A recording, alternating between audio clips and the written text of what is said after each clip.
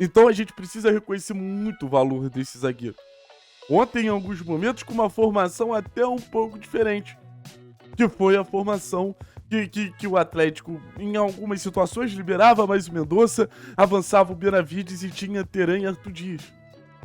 Então, acho que isso representa e diz muito sobre o impacto do Carlos Teran, sabe? A gente tá falando de um jogador com capacidade técnica de fazer a zaga do Atlético ser mais segura, e o próprio Odair fala na coletiva que o Atlético sofre com 2 zagueiros, que o Atlético sofre com 3 zagueiros, o que mostra, de verdade, assim, o que mostra o grau de insatisfação que a diretoria, que a comissão técnica do Atlético, que, assim, representa também muito bem o torcedor, tem com a defesa do Atlético. Pra mim, é a zaga ideal pro momento e pro futuro do Atlético, Arthur Dias e Carlos Teran.